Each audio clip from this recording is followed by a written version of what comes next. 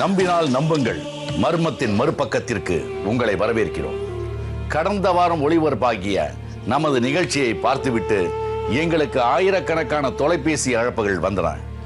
உங்களின் ஏகோபித்த ஆதரவிற்கு எங்கள் நன்றி. இன்று மனைவி பிரிந்த சோகத்தில் 13 வருடங்களாக வீட்டை விட்டு வெளியே வராத விசித்திர மனிதர், அவரை வெளியே கொண்டு வரும் முயற்சியில் நம்பினால் நம்புங்கள்.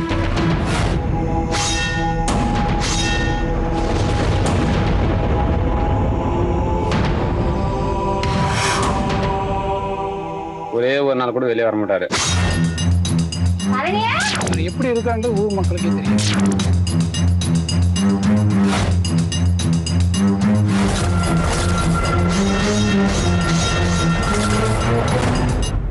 மரண தண்டனைக்கு அடுத்தபடியான தண்டனையாக கருதப்படுவது சிறை தண்டனை.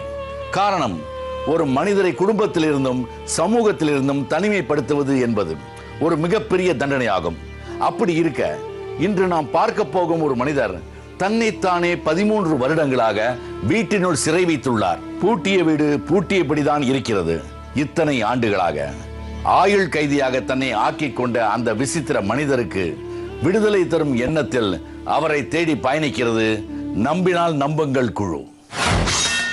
13 வருடங்களாக வீட்டை தாழிட்டுக் கொண்டு வெளியே வராமல் உள்ளேயே இருக்கிறார் ஒரு விசித்திர மனிதர் என்ற ஒற்றை வரி தகவல்தான் நமக்கு வந்து சேர்ந்தது.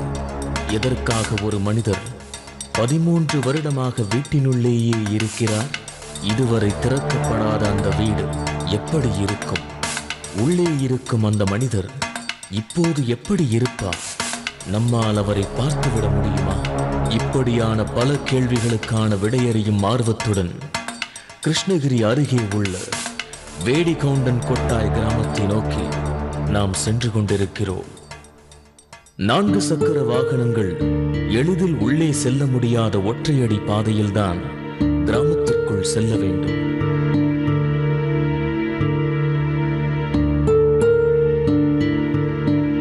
பெரிய அளவில் நவீனங்கள் எதுவும் உட்புகுந்து விடாத ஒரு சராசரி கிராமம் வேடிகவுண்டன் கொட்டாய். ஆச்சரியத்தோடு தேடி வந்த அந்த மனிதரின் பெயர் பழனி என்றும் அவரது வீடு ஊரின் கடைகோடியில் இருப்பதாகவும் கை காட்டினார்கள் நாம் வழிகேட்ட நபர்கள். இங்க பழனி ஒருத்தர் வீட்டுக்குள்ளே இருக்காரு. ஒரு வீடு எங்க இருக்கு? அப்படியே முன்னாடி கொஞ்சம் காட்டுறீங்களா?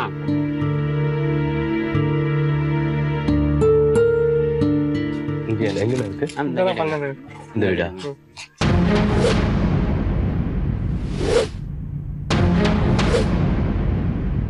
இந்த வீட்டினுள் பழனி என்கிற ஒருவர் 13 வருடமாக தாழிட்டு கொண்டு உள்ளேயே இருப்பது உண்மை என்றே கிராம மக்கள் அனைவரும் கூறினார்கள். ஆனால் அந்த வீட்டை முதல் முறையாக பார்க்கும் நமக்கு அது உண்மையா என்பதிலேயே சிறு ஐயப்பாடு ஏற்பட்டது. இங்க 2 கதவு இருக்கு. ஒரு கதவு பூட்டி இருக்கு. இந்த வாச கதவா இருக்கணும். உள்ள தாள் போட்டிருக்காங்க. யாரோ இருக்காங்கப்பா. ஜன்னலும் உள்ளதான் தாள் போட்டிருக்காங்க. எந்த ஒரு இண்டுக்கும் ஓட்டையும் இல்லை. ஒரு வழக்கமான கிராமத்து வீடு எப்படி இருக்குமோ அப்படித்தான் இருந்தது அந்த வீடும்.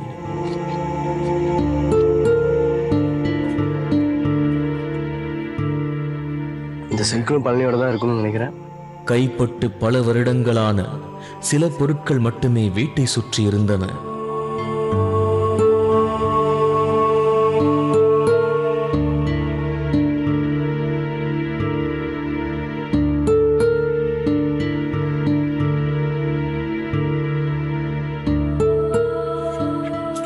ஹோல்சேலியா பார்த்தா ஒரு இருட்டா தான் இருக்கு.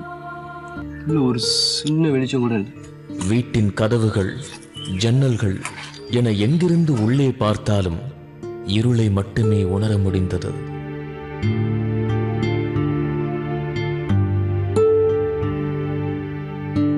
இந்த பக்கமும் எதுவும் இல்லை.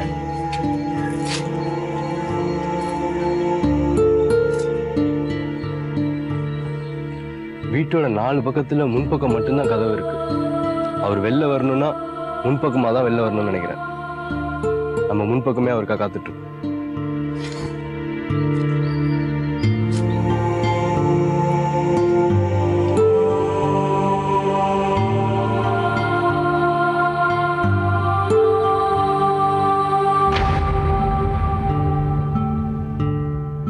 உள்ளே இருந்து ஏதேனும் சத்தமோ அசைவோ வரும் என எண்ணி திண்ணையிலேயே அமர்ந்திருந்த நமக்கு நீண்ட நேரமாக மௌனம் ஒன்றையே பதிலாக தந்தது அந்த வீடு.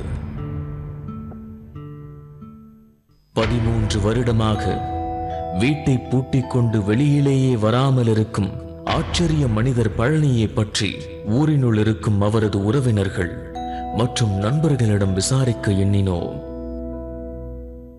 13 வருஷமா பழனி வீட்டுக்குள்ளே இருக்கிறார்ல, அதை பத்தி என்ன நினைக்கிறீங்க? எனக்கு மனசு ரொம்ப கஷ்டமா தான் இருக்குது. உங்க வயசு உள்ளவர் தானே அவரு? இல்ல, சின்ன வயசு பையன். எனக்கெல்லாம் பையன். இந்த பையன் வாடானுவோம். என்ன சொல்லுவாரு? பேசவே மாட்டோம். பேச மாட்டோம். ஒரே ஒரு நாள் கூட வெளியே வர மாட்டாரு. உள்ள போய் படுத்தாருன்னா படுத்தான். அவங்க அம்மா மட்டும் தான் சாப்பாடு கொடுத்தா சாப்பாடு வச்சுட்டு போகணும் தான் மட்டும் தான் பேசுவாங்க. வேற எதுவுமே கிடையாது. அவன் வந்து பொண்டாட்டி போயிட்டு நம்ம பொண்டாட்டி இல்லாத இப்படி இருக்கிறாங்களேன்ட்டு அவனுக்கு அதே ஒரு மனக்கவலைப்பா, மற்றது எதுவுமே இல்லை. சுமார் 20 வருடங்களுக்கு முன்பு வேடிகவுண்டன் கொட்டாய் கிராமத்தின் ஹீரோ நமது பழனி. ஊரினுள் மைனர் போல் சைக்கிளில் அவர் வலம் வந்தால் கிராமத்து கண்கள் அனைத்தும் அவரை மட்டுமே பார்க்குமாம். மேக்கப் பொருட்கள், டிரான்சிஸ்டர் என பல புதுமைகளை வேடிகவுண்டன் கொட்டாய்க்கு அறிமுகப்படுத்தியது பழனிதான். எத்தனை வருஷமா அவர் உங்களுக்கு தெரியும்? எனக்கு ஒரு 20 வருஷமா தெரியும். அவர் வீட்டுக்குள்ள அடைஞ்சு கிடக்கிறதுக்கு முன்னாடி அவர் எப்படி இருந்தாரு? அவர் எப்படிப்பட்ட ஆளு? ஆளும் கேரக்டர்னு பார்த்தா நல்ல கேரக்டருங்க. எல்லாருமே நம்ம மாதிரி தான், எல்லாருமே டீசெண்டாக ட்ரெஸ் பண்ணிக்கிட்டு வெளியில் போவார், வருவார், வீட்டு வேலையெல்லாம் செய்வார். நல்லா நான் சின்ன வயசாக இருக்கலாம், நல்லா தோல் தூக்கிட்டு நல்லா ஜாலியாக சந்தோஷமாக சுற்றுவார். எல்லாருக்கும் நல்லா பேசுவாங்க. நல்லா அவர்கிட்ட ஒரு சின்ன ரேடியோ இருக்கும், நல்லா பாட்டெல்லாம் கேட்குங்க. கரெக்டாக அப்போல்லாம் பார்த்தீங்கன்னா வானொலி தான் அதிகமாக இருந்திருக்கு. அது அவர் ஃபர்ஸ்ட் எங்கள் ஊர்லேயே வானொலி ரேடியோ வாங்கினது அவர் தான். அப்படி சுகவாசியாய் சுற்றி கொண்டிருந்த பழனி இப்படி வீட்டினுள்ளே தன்னைத்தானே சிறைப்படுத்திக் கொள்ள காரணம் என்ன? கிராமத்தினர் ஒவ்வொருவரும் ஒவ்வொரு காரணங்களை கூறினாலும் நமக்கு உண்மை எனப்பட்டது ஒரு விஷயம்தான்.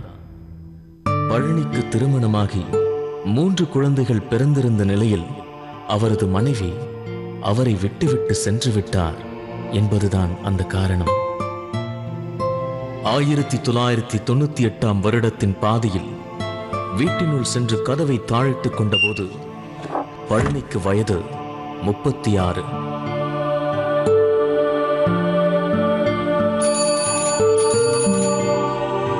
அப்போது முதல் 13 வருடங்களாக பழனி இந்த வீட்டை பூட்டிக் கொண்டு உள்ளேயே இருப்பதால் வேறு வழியில்லாமல் அவரது அம்மா அதே தெருவில் இருக்கும் ஒரு சிறிய குடிசை வீட்டில் வசித்து வருவதாக அறிந்து அவரை சந்திக்க சென்றோம்.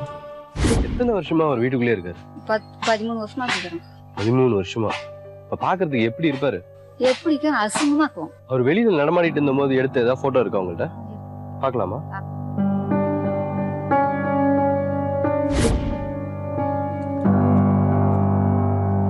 இதான் ஒரு போட்டோ. ஊர் மக்கள் கூறியது போல பழைய புகைப்படத்தில் பழனி அழகாகத்தான் இருந்தார். ஆனால் இப்போது 13 வருடங்களாக குளிக்காமல் ஆடை மாற்றாமல் இருப்பதால் அவரின் தோற்றம் பார்ப்பவர்களை பயமுறுத்துவதாக இருக்கும். தாய் மற்றும் உடன் பிறந்த சகோதரி தவிர வேறு யாரிடமும் 13 வருடங்களாக பழனி பேசியது இல்லை. வாரம் ஒரு முறை அல்லது 2 முறை மட்டுமே அவர் சாப்பிடுவாராம். அதுவும் அம்மா சமைத்துக் கொண்டு வந்து திண்ணையிலோ ஜன்னல் பக்கமோ வைத்துவிட்டு சென்று விட வேண்டும்.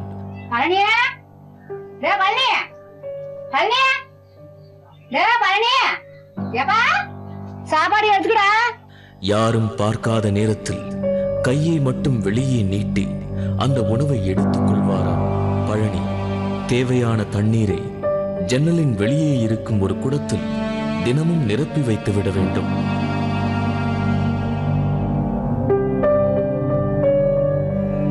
இந்த வீட்டினுள்ளே ஒரு மனிதர் இருக்கிறார் என்பதற்கு சான்றாக முதலில் அவரது குரலையாவது கேட்டுவிட வேண்டும் என்ற நோக்கோடு அவரது அம்மாவை அழைத்துக் கொண்டு வீட்டின் கதவருகே சென்றோம்.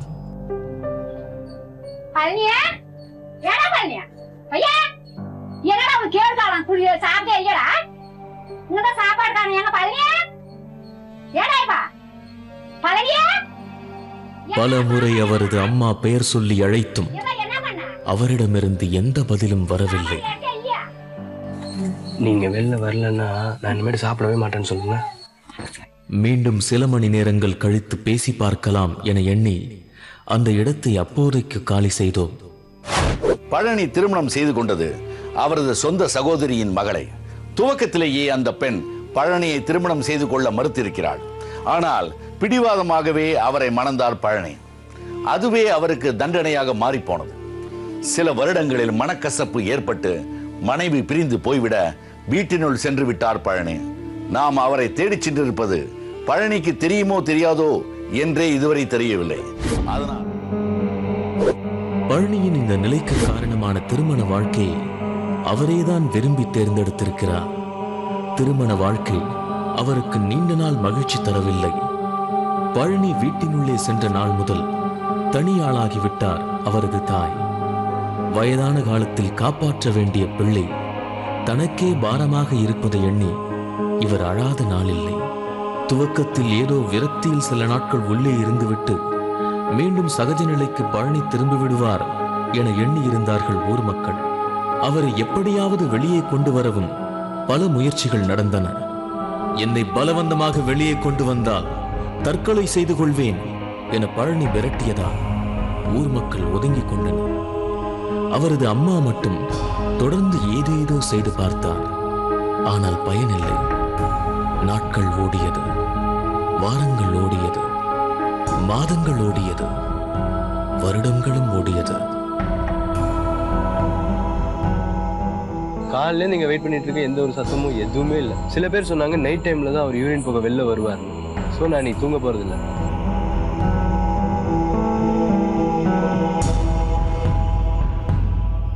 வேடிகவுண்டன் கொட்டாய் கிராமத்திற்கு நாம் சென்ற நாளில் பழனியை பார்க்க முடியவில்லை.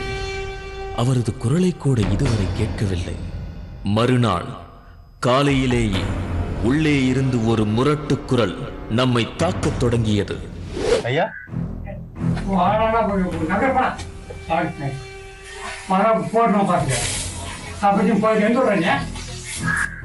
நாங்க மெட்ராஸ்ல இருந்து வந்திருக்கோம். மெட்ராஸ்ல இருந்து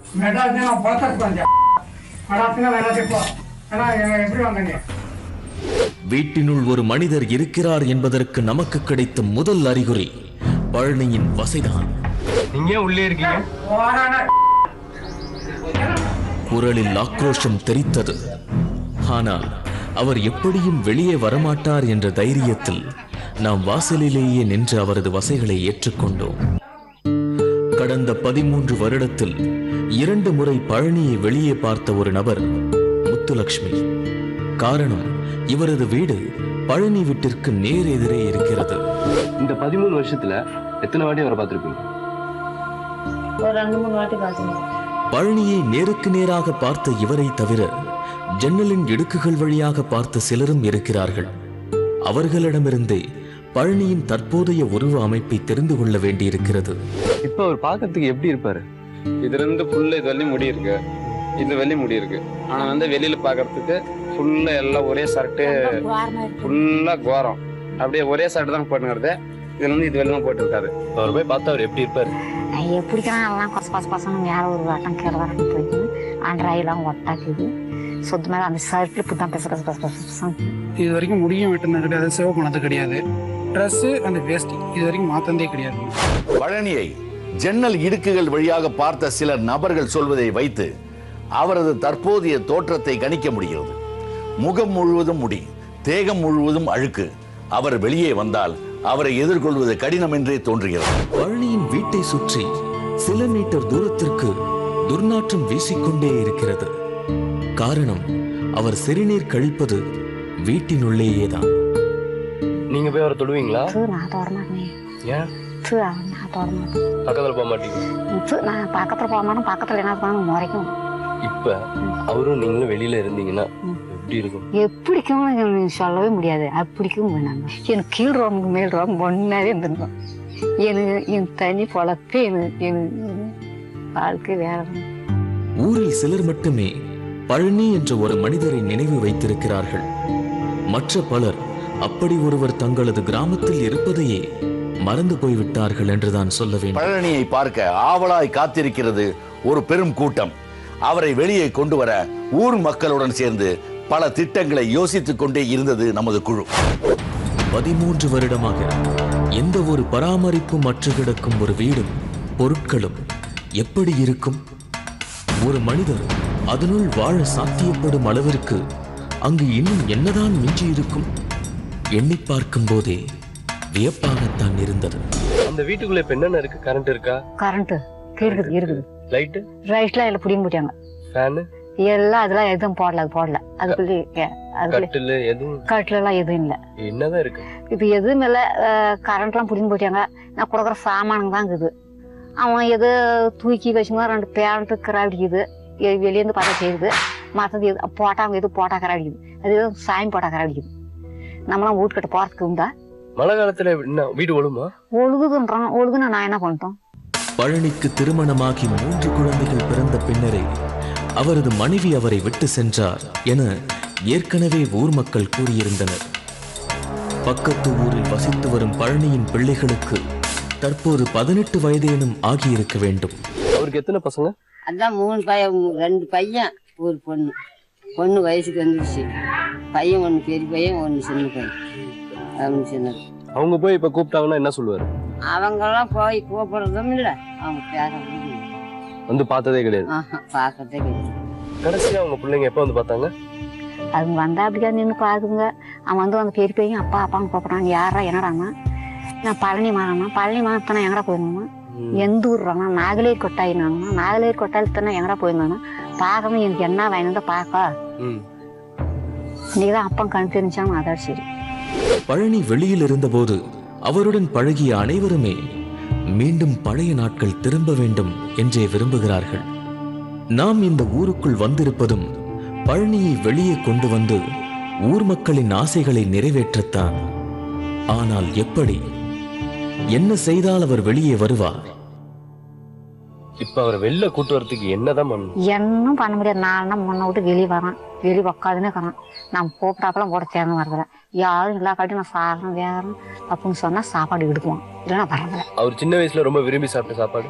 சின்ன வயசா இருந்தா பெரிய வயசா இருந்தா கறி குழம்பு தான் கேட்கறான். கறி குழம்பு. பழனியை வெளியே கொண்டு வர ஊர்க்காரர்கள் ஏற்கனவே எடுத்த பல முயற்சிகள் தோல்வியில் முடிந்துள்ளன.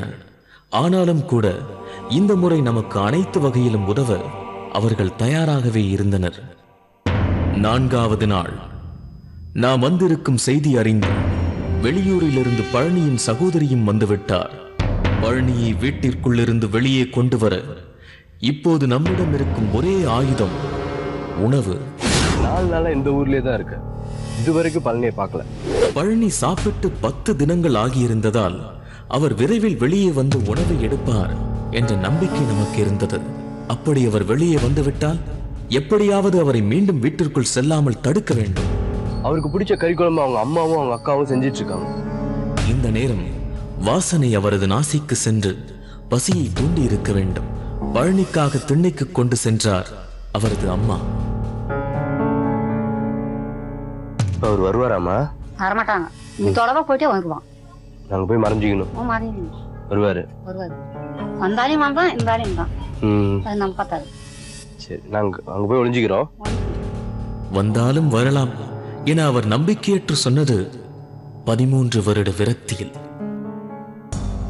ஆனால் நாம் ஆர்வத்தோடு தூரத்தில் மறைந்திருந்து வீட்டை நோட்டமிட்டுக் கொண்டிருந்தோம்.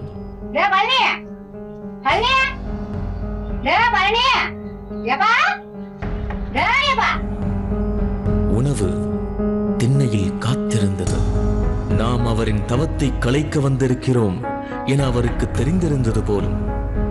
அவர் வெளியே வருவதற்கான சுவடுகளே இல்லை. காத்திருந்து காத்திருந்து நேரம் மட்டுமே நகர்ந்தது. பழனி அமைதியாக உள்ளேயே இருந்தார்.